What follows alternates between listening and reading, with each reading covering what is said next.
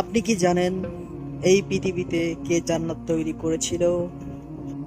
হযরত হুদ আলাইহিস সালামের জামানায় সাদ্দাত নামের একজন বাদশা ছিল।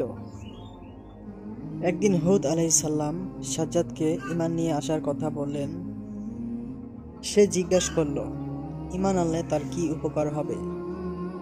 তখন আল্লাহর নবী তাকে বললেন, ঈমান আনার জন্য তুমি জান্নাত পাবে এবং সেখানে আরাম আয়েশে জীবনযাপন করতে পারবে।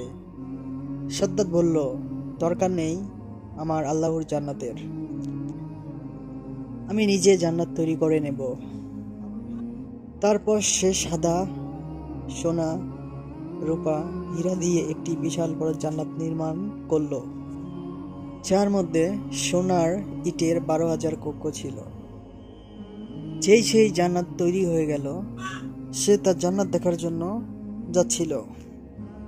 কিন্তু সেই জান্নাতে প্রবেশ করার আগেই আল্লাহ তাআলা তার জীবন প্রদীপ নিভিয়ে দিলেন এবং তার জান্নাত মাটির নিচে চলে গেল।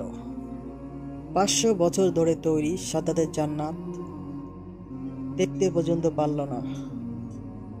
আল্লাহ অহংকারীদের ছাড় দেন, কিন্তু ছেড়ে দেন না। আল্লাহু আকবার। ইসলামিক ভিডিও ভালোবেসে থাকলে আমাদের আলোর পর চ্যানেলটি সাবস্ক্রাইব করবেন, আমাদের সঙ্গে থাকবেন। ভিডিওটি একটি লাইক দিয়ে শেয়ার করতে ভুলবেন না। অবশ্যই কমেন্টে জানাবেন ভিডিওটি কেমন লাগলো। আল্লাহ হাফেজ।